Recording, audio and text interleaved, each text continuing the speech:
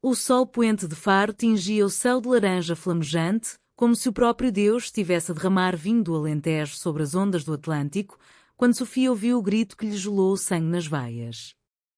Traidores! Pecadoras contra a Santa Madre Igreja, berrou a voz rouca do Padre Manuel, e quando pela Praça da Sé como um trovão em dia de procissão do Senhor dos Passos.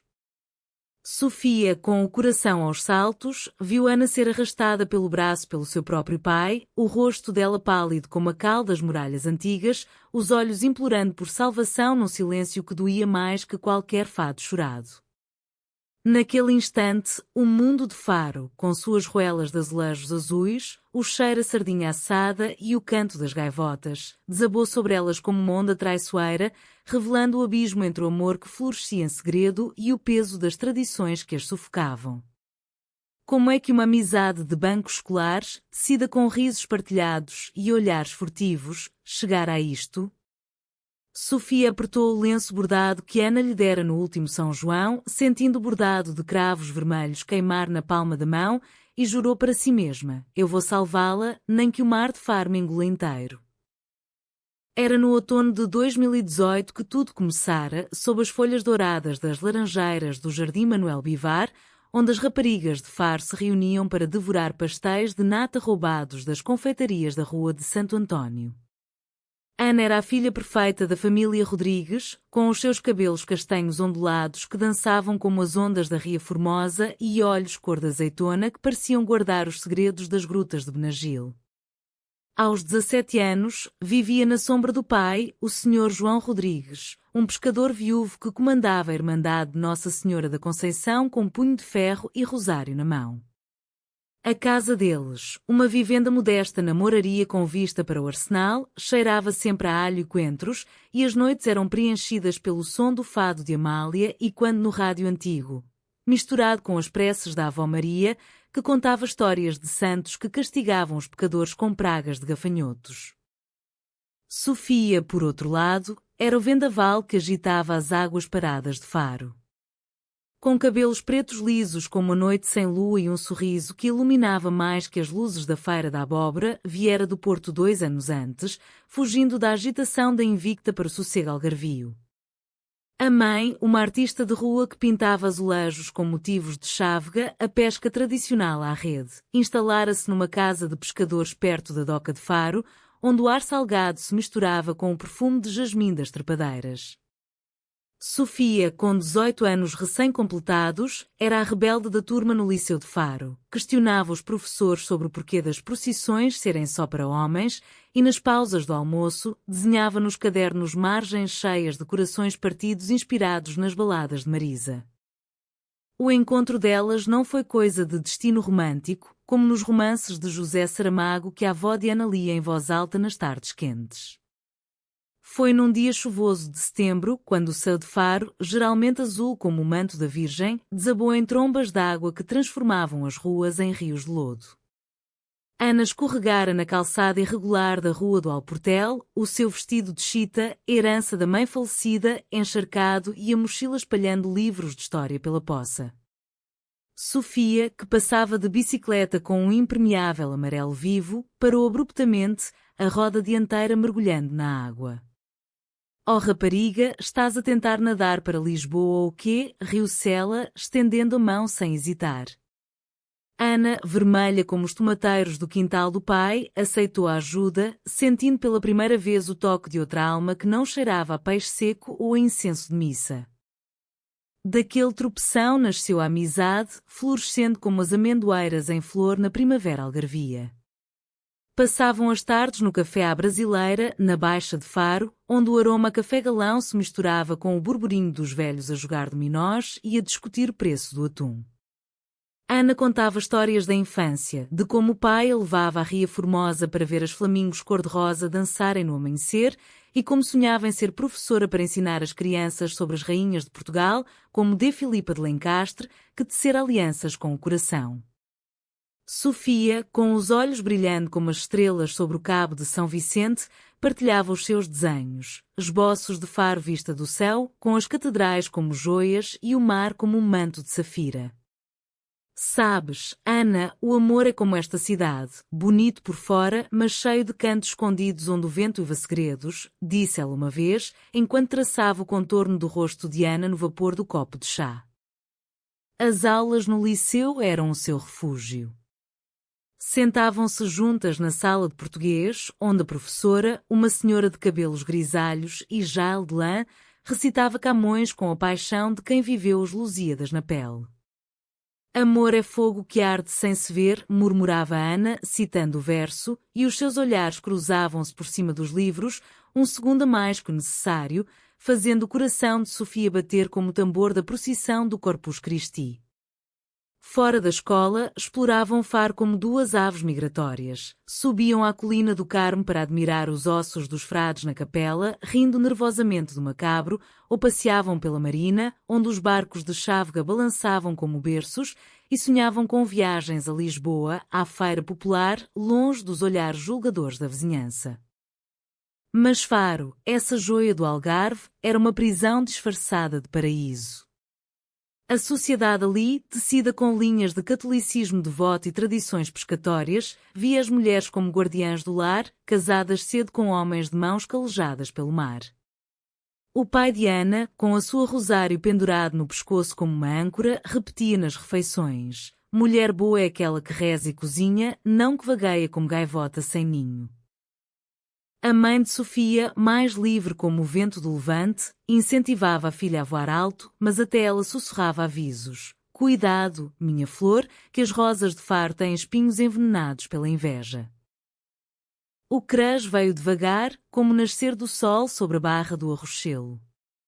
Começou com um toque acidental na mão durante uma dança no arraial de verão, quando as raparigas de mãos dadas giravam ao som de ranchos folclóricos, saias rodadas como as ondas. Ana sentiu um calor subir pelo braço, como se o vinho de lagoa tivesse sido derramado na sua alma. Sofia, corando sob as luzes de corda, não largou a mão dela até o último compasso. Naquela noite, deitada na cama com um lençol de linho bordado pela avó, Ana sonhou com beijos que não ousava nomear, beijos que cheiravam a sal e jasmim, e acordou com lágrimas nos olhos, culpando o calor da noite algarvia. Sofia, mais ousada, confessou primeiro, num sussurro durante uma caminhada pela ilha de Faro, onde as dunas de areia branca se erguiam como montanhas suaves. Ana, tu és o meu farol nesta cidade de névoa.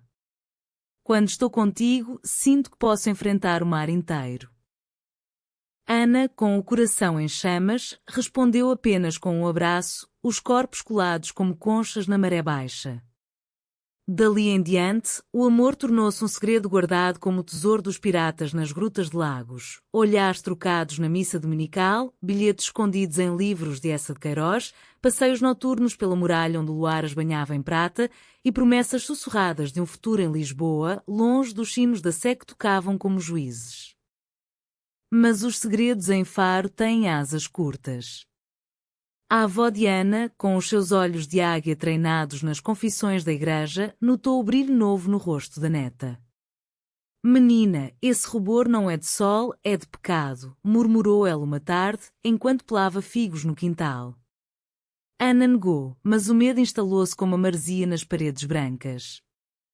Sofia, sentindo a sombra, apertou-lhe a mão na despedida. Juntas, somos mais fortes que a maré alta. Promete que não me deixas afundar sozinha. O inverno de Faro chegou manso, como um fado menor tocado na guitarra, com chuvas finas que lavavam as ruas de outono e enchiam a ria de flamingos em migração. Ana e Sofia aprofundavam o seu laço em segredo, tecendo com fios de cumplicidade que resistiam ao vento nortada. Passavam as noites de estudo na biblioteca municipal, entre estantes de livros empoeirados que cheiravam a séculos de histórias portuguesas, de Fernão Mendes Pinta Sofia de Mel Brainer. Ali, longe dos olhares da praça, Ana lia poemas de Florbela Espanca em voz baixa. Eu sou a que veio do mar, a que veio do vento, e Sofia respondia com um toque nos dedos, um mapa de constelações traçado na palma da mão dela. A família de Ana, ancorada nas tradições da Irmandade, planeava já o futuro. Um casamento arranjado com o filho do armador da doca, o rapaz alto e bronzeado que cheirava a alcatrão e peixe fresco. É um bom partido, Ana. Ele tem barco e rede, e rezará contigo na sé, dizia o pai, servindo o caldo verde fumegante na mesa de carvalho. Ana assentia, o estômago apertado como uma rede vazia, e escapulia-se para o quarto, onde guardava debaixo do colchão colar de conchas que Sofia lhe dera, colhido na praia da Quinta do Lago. Isto é o nosso talismã contra as tempestades, dissera Sofia, pendurando no pescoço dela sob o luar. Sofia, na sua casa de pescadores, encontrava refúgio na arte da mãe. Juntas, pintavam azulejos com cenas da chávega, redes puxadas por bois, mulheres de saias compridas cantando alívios ao mar. O amor, minha filha, é como esta rede, forte-se tecida com paciência, mas rasga-se com pressa, aconselhava a mãe, os olhos sábios refletindo o azul da ria. Sofia desenhava Ana nesses azulejos, disfarçada como uma sereia das lendas algarvias, com escamas de prata e olhos que chamavam o mar para si. Mas o crescia, transformando-se em algo mais profundo, um rio subterrâneo que ameaçava romper a superfície. O primeiro beijo aconteceu numa noite de São Valentim, quando Faro se enfeitava com corações de papel e luzes vermelhas nas varandas. Fugiram para o Bonne Chapelle, a capela dos ossos no convento do Carmo, onde os crânios dos monges antigos pareciam vigiar com sorrisos enigmáticos. Aqui, entre os mortos, ninguém nos julga vivos, sussurrou Sofia, puxando Ana para um canto escuro.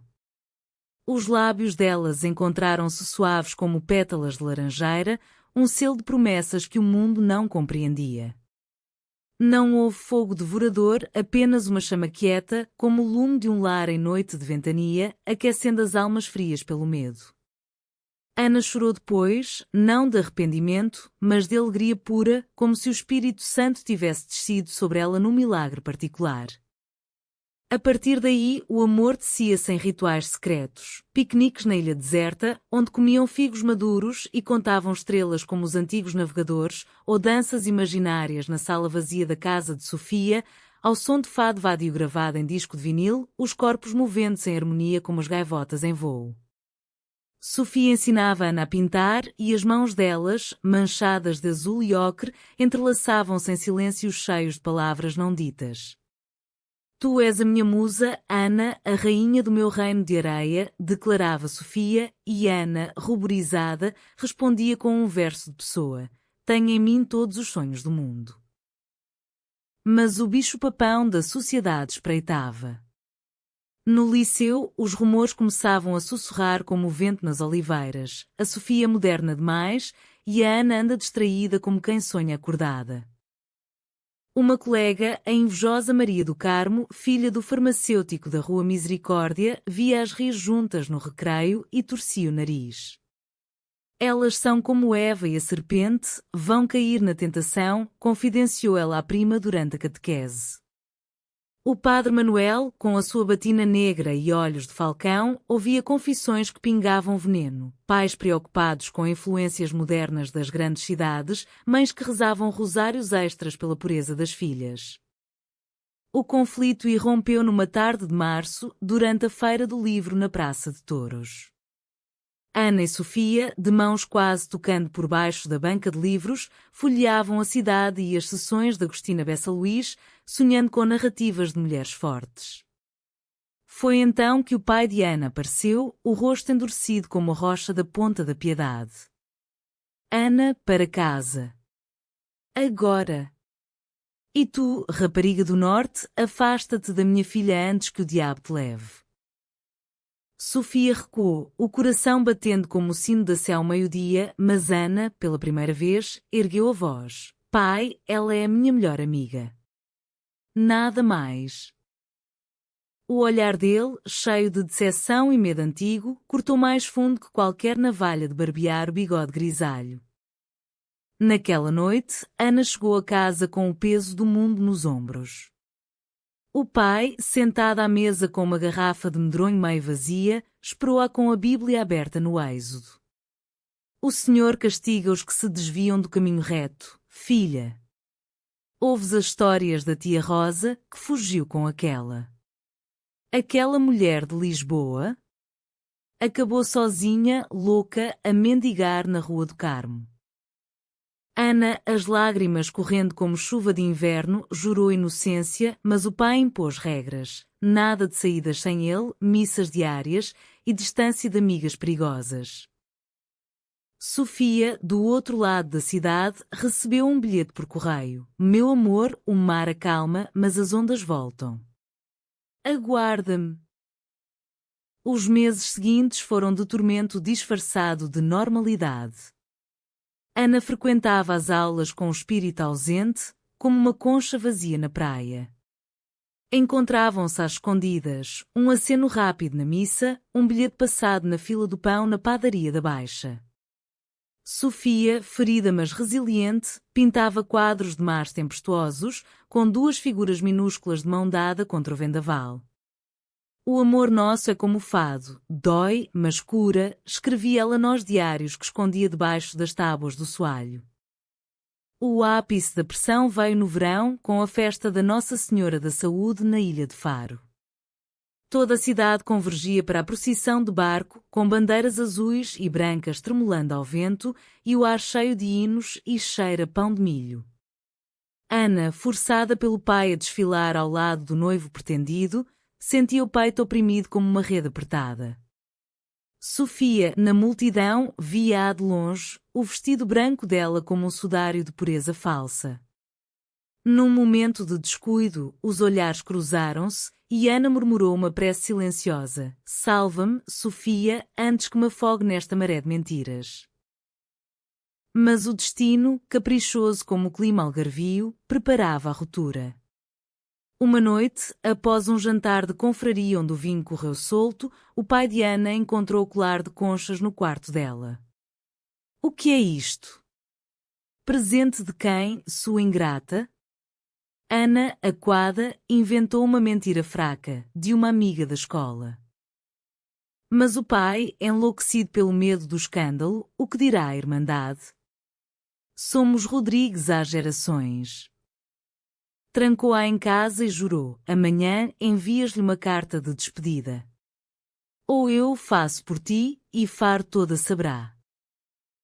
Sofia recebeu a carta na manhã seguinte, entregue por um miúdo da rua: "Perdão, meu farol. O mar nos separa, mas o céu nos reunirá. Adeus, com o coração em pedaços. Ana." O mundo de Sofia desmoronou como as falésias de Sagres ao mar. Chorou no quarto, o som abafado pelo rugido das ondas, e jurou vingança não contra Ana, mas contra o mundo que as prendia. "Isto não acaba aqui", sussurrou para o espelho rachado, os olhos flamejando como o sol poente. A ruptura cortou Faro ao meio, como uma faca afiada no pão de Alentejo, deixando migalhas de dor por toda a parte. Ana, confinada à casa na moraria, via o mundo através das grades da janela como uma prisioneira medieval na Torre de Belém. O pai, com o remorso misturado à fúria, contratara uma prima para vigiá-la, a tia Esperança, uma mulher magra de rosário constante, que cochichava preces contra influências demoníacas. As refeições eram silenciosas, pontuadas apenas pelo tilintar dos talheres e pelo choro distante das gaivotas. Ana tecia planos de fuga em segredo, desenhando mapas mentais das ruelas até à Gare de Faro, onde o comboio para Lisboa partia como um sonho ao amanhecer. Sofia, devastada, mergulhou na solidão criativa. A mãe, sentindo a tormenta na alma da filha, levou-a para as falésias de Marinha, onde o mar batia com fúria contra as grutas douradas. O amor verdadeiro, Sofia, é como esta rocha, erode, mas não quebra. Deixa o tempo esculpir. Mas o tempo era inimigo. Sofia pintava furiosamente, telas cheias de sãos negros e figuras abraçadas, expostas numa pequena galeria na Rua de São Pedro. Os locais murmuravam: a rapariga do norte enlouqueceu por amor perdido. O padre Manuel, passando pela exposição, viu um quadro de duas silhuetas contra o poente e abanou a cabeça. A arte moderna é porta para o pecado. Os rumores espalharam-se como fogo em palha seca. Maria do Carmo, a fofoqueira do liceu, espalhara a verdade. Ana e Sofia eram mais que amigas, eram como aquelas de Sodoma que o Senhor afogou. A irmandade fervilhava e o pai de Ana, envergonhado, evitou as reuniões, bebendo medronho até à madrugada. Uma noite, ele confrontou a filha. Diz-me a verdade, Ana. É essa Sofia que te envenenou a mente? Eu vi como olhavas para ela na procissão. Ana, com o coração aos pedaços, negou com lágrimas. Pai, é só amizade. Por favor, deixa-me viver. Mas ele, endurecido pela tradição, respondeu: amizade entre mulheres não leva a nada bom. Casa-te com o Manuel e esquece esse delírio. Enquanto isso, Sofia tramava a reconciliação. Escrevia cartas que nunca enviava, cheias de versos de Fernando Pessoa. Sinto-me múltiplo. Sou como um quarto com inúmeros espelhos fantásticos que me deformam em faces múltiplas. Enviou uma, por fim, através de um pescador amigo da mãe. Ana, o nosso amor não é crime, é bênção do mar que nos uniu. Encontra-me na gruta da Praia da Luz, ao luar da lua cheia. Se não vieres, entenderei, mas o meu coração será sempre teu farol. Ana recebeu à escondida num pão de milho, lido às escondidas no quintal, e o fogo reacendeu-se na sua alma. A lua cheia veio como um sinal divino, prateando as águas da Praia da Luz. Ana escapou pela janela, o coração martelando como o tambor da batucada no carnaval. Correu pelas dunas, o vestido de algodão colando-se à pele suada, o cheiro a pinheiro e salgueando-a. Sofia esperava na entrada da gruta, uma lanterna de óleo tremendo na mão, o rosto pálido como alabastro. Ana sussurrou e elas caíram nos braços uma da outra, o choro misturando-se ao murmúrio das ondas. Beijaram-se ali, no útero da terra, um beijo de desespero e esperança, selando promessas de fugida. Vamos para Lisboa, juntas. Eu arranjo trabalho na galeria da mãe, tu estudas na universidade. Faro ficará para trás, como um sonho mau. Mas Faro não largava as suas filhas tão facilmente. Na manhã seguinte, o pai de Ana descobriu a ausência. A cidade acordou com o alarme, buscas pela ria, sinos tocando fúnebres, o padre Manuel liderando orações na sépora perdida ovelha.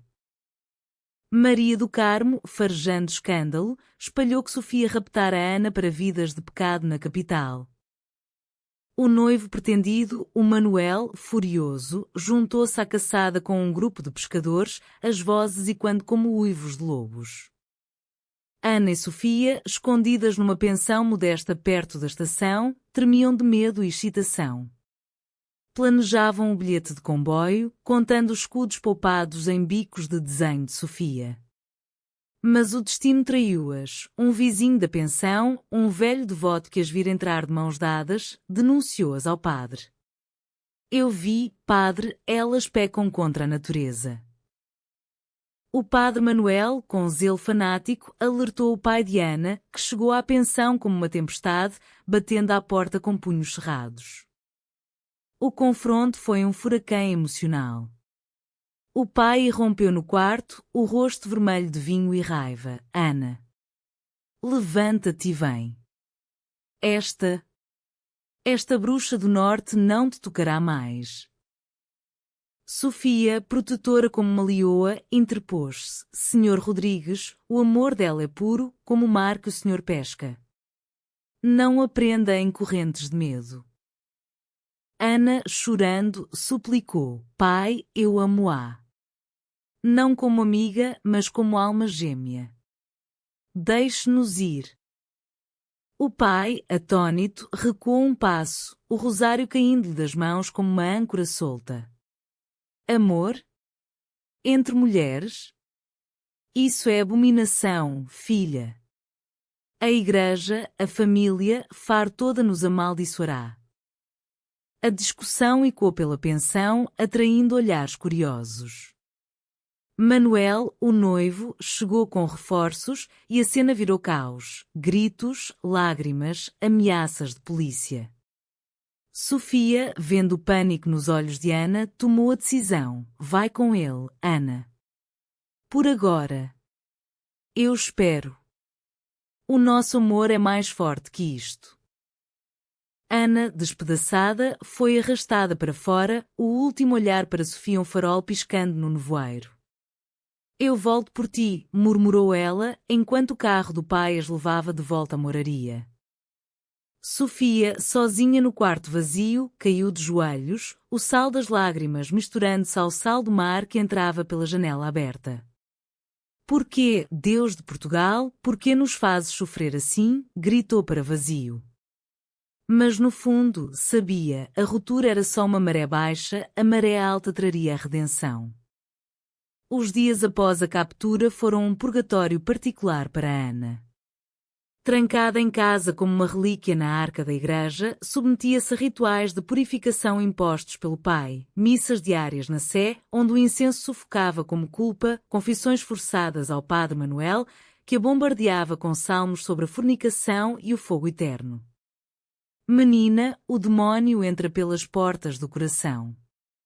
Expulsa essa ilusão com oração e obediência, repreendia ele, os olhos brilhando com o fervor de um inquisidor. A avó Maria, piedosa mas compassiva, deixava pão e figos à porta do quarto, sussurrando. O amor, neta, é como vinho, azeda-se guardada em barris errados, mas adoça com tempo. Ana resistia em silêncio, tecendo planos como as rendas de bilros das mulheres da praia de Faro. Escondia bilhetes na fresta da janela para um miúdo da rua, mensagens codificadas em versos de Camões. Onde vais, amor, que me deixas em chamas? Sofia recebia-as, o coração acelerando como o motor de uma fragata ao largo de Sagres. Ela, por sua vez, mergulhava no ativismo sutil, juntava-se a um grupo de jovens artistas em Faro que discutiam direitos das mulheres no Portugal moderno, inspirados nas marchas de 8 de março em Lisboa. O amor não tem género, tem alma, declarava ela em reuniões secretas no Café o Castelo, onde o aroma à bica forte alimentava debates acesos. A traição veio de onde menos se esperava, da própria Maria do Carmo, que, movida por inveja e ambição, vira no escândalo uma oportunidade. Apaixonada pelo Manuel, o noivo rejeitado, ela inventou uma carta falsa, supostamente de Sofia, prometendo fugir com Ana para uma vida de vícios em Amsterdão. Entregou-a ao pai de Ana com lágrimas de crocodilo. Eu vi, senhor. Elas planejam isso há meses. O pai, já à beira da loucura, acreditou cegamente, o veneno da calúnia corroendo-lhe a alma. Confrontou Ana numa noite de trovoada, a chuva batendo nas janelas como punhos do céu. Lê isto, traidora. É isso que queres? Abandonar a família por uma devassa? Ana, vendo a falsidade na caligrafia tremida, negou veementemente. Pai, é mentira. Sofia nunca. Mas ele, surdo à verdade, rasgou a carta e jurou. Mando-te para um colégio interno em Évora. Longe desta praga. Sofia, ao saber da traição através de sussurros na feira, sentiu o mundo girar como um carrossel quebrado. Quem faria isto? Faro, terra de santos e traidores, murmurou ela à mãe, que a abraçou forte. A inveja é o pecado dos pequenos, filha. O amor verdadeiro revela os corações. Determinada, Sofia planejou o resgate. Contactou uma prima em Lisboa, ativista dos direitos LGBTQ, que prometeu abrigo numa casa segura perto do Chiado. Venham, minhas irmãs. Portugal muda, Faro há de mudar também. O CAO explodiu na Semana Santa, quando Faro se vestia de luto e penitência. A procissão do enterro do Senhor enchia as ruas de capuzes e cirios, o ar pesado com cânticos de sofrimento. Ana, forçada a desfilar com o véu negro, via Sofia na multidão, os olhos dela um apelo silencioso. Num momento de ousadia divina, Ana largou o cirio e correu para ela, atravessando o mar de fiéis como Moisés o mar vermelho. Sofia. Eu não aguento mais, gritou, e as mãos delas encontraram-se, um laço inquebrável. O caos irrompeu. O pai de Ana, no meio da procissão, viu a cena e urrou como um touro ferido. Pecadoras! Detenham-nas! A multidão murmurou, alguns com horror, outros com compaixão escondida, pois Faro, terra de fado e saudade, conhecia o peso das paixões proibidas. O padre Manuel avançou, o hisope na mão como uma arma. Arrependei-vos, antes que o Senhor vos fulmine. Mas Sofia, com a voz firme como o rochedo da ponta da piedade, proclamou: Padre, o Senhor ensinou amor, não ódio. Deixem-nos em paz. Maria do Carmo, no meio da turba, tentou gritar a verdade da sua traição, mas o remorso calou-a. Em vez disso, confessou ao noivo Manuel que, tocado pela sinceridade das raparigas, interveio: Deixem-nas, pai. O amor não se prende com correntes. O pai de Ana, vendo a filha nos braços de Sofia, o rosto dela radiante apesar do medo, sentiu o coração partir-se. Parou, o capuz negro caindo-lhe do rosto, e chorou pela primeira vez desde a morte da esposa, Ana. O que fiz eu à minha menina? A polícia chegou, alertada pelo tumulto, mas o comissário, um homem de Faro que ouvira fados de amores perdidos, hesitou. Vão, meninas. Mas levem o coração limpo. Ana e Sofia correram para Agar, o comboio para Lisboa assobiando como um aliado. Atrás delas, Faro acordava para uma nova aurora, murmúrios de apoio, a mãe de Sofia liderando um grupo de mulheres em oração não por castigo, mas por bênção. No comboio, balançando como um berço sobre os trilhos, Ana e Sofia abraçaram-se, o futuro incerto mas luminoso. Juntas, contra o mundo, sussurrou Ana. Sofia sorriu, e o mundo há de ceder, como as dunas ao mar. Lisboa recebeu-as como uma mãe generosa, com os braços abertos do Tejo e o bulício do chiado que apagava as sombras de Faro.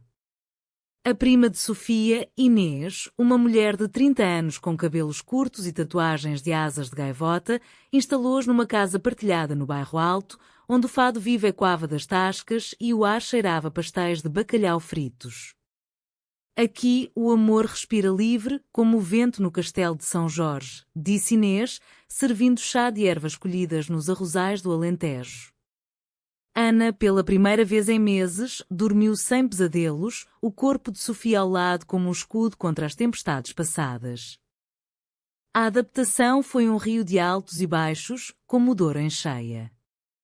Ana matriculou-se na Universidade Nova, cursando literatura portuguesa, onde as professoras, mulheres fortes como Natália Correia, a encorajavam a escrever sobre amores que desafiam o cânone. Sofia encontrou trabalho numa galeria de arte no Cais do Sodré, expondo telas de Faro com temas de liberdade, mares azuis onde figuras femininas navegavam sem âncoras. O meu pincel é a minha arma, ria ela, vendendo quadros a turistas que sonhavam com o Algarve idílico. Mas as feridas de Faro não cicatrizavam de ânimo leve.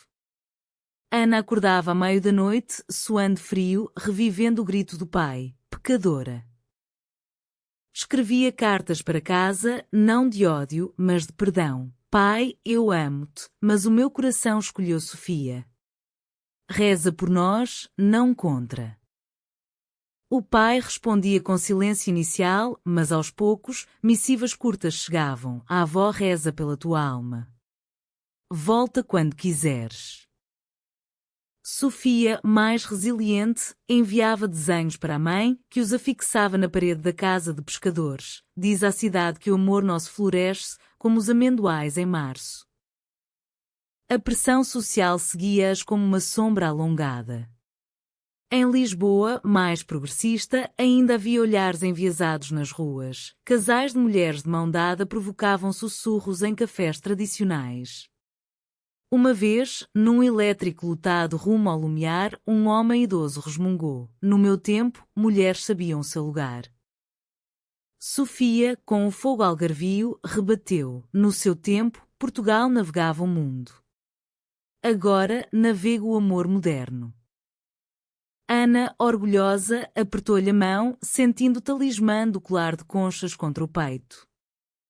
O amor delas amadureceu na capital, tecendo-se em rotinas românticas. Piqueniques no Parque Eduardo VII com queijos de azeitão e poesia de Sofia recitada ao pôr do sol, danças no bairro Alto ao som de madonas modernas, os corpos movendo-se em harmonia como as marés da Ria Formosa.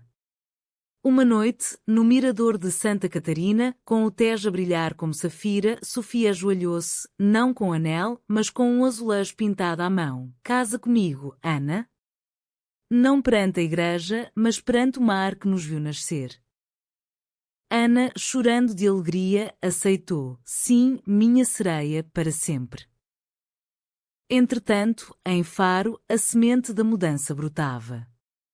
A mãe de Sofia, corajosa como as mulheres da Chávega, organizou um ciclo de palestras na biblioteca, Amores além das normas, histórias portuguesas. O padre Manuel, tocado por um retiro em Fátima, começou a questionar os seus sermões, pregando sobre o amor como milagre, não como maldição. Até Maria do Carmo, remordida, confessou a traição à Irmandade, levando a um perdão comunitário. Eu errei por inveja, mas o Senhor ensina misericórdia. O pai de Ana, visitando Lisboa num comboio noturno, bateu à porta da casa no bairro Alto numa manhã de outono. Envelhecido, com o rosário frouxo na mão, olhou para as filhas de braço dado e disse: Eu vim buscar minha Ana, mas vejo que ela já encontrou seu porto. Ana correu para ele, abraçando-o como nos dias de infância na ria. Pai, conhece Sofia. A minha luz. Ele, hesitante, estendeu a mão. Se te faz feliz, rapariga, então bem-vinda à família. Mas ensina-me a rezar por vocês direito. A reconciliação foi um bálsamo, como o azeite de oliva nas feridas. O pai ficou para jantar, provando o cozido à portuguesa preparado por Inês, e ouviu histórias de Faro recontadas com amor. Partiu prometendo: virei nas festas. E trarei figos da avó. Anos fluíram como o Tejo para o mar, levando as arestas da dor e deixando pérolas de sabedoria. Ana e Sofia, agora na casa dos 25, construíram uma vida entre Lisboa e Faro, um pêndulo de amor que unia o norte ao sul. Ana graduou-se com uma tese sobre amores lésbicos na literatura portuguesa, de Sá de Miranda a Contemporâneas, publicada numa revista académica que ecoou até ao Algarve. Lecionava agora no Liceu de Faro durante os verões, inspirando alunas com histórias de mulheres que desafiaram o destino. O amor não é cadeia, é vela que impulsiona o barco. Sofia abriu uma galeria própria no Chiado, Marés Escondidas, expondo artistas LGBTQ do país todo, de azulejos que eram os fados reinterpretados por vozes femininas. Os quadros dela, cheios de faro luminosa com figuras de mãos dadas contra o horizonte, vendiam-se a colecionadores que viam neles a alma de Portugal, resiliente, apaixonada, humana. Casaram-se numa cerimónia discreta no Jardim da Estrela, com o Tejo como testemunha, vestidas em trajes brancos bordados com cravos e conchas, a mãe de Sofia cantando um fado de esperança e o pai de Ana abençoando-as com um rosário renovado.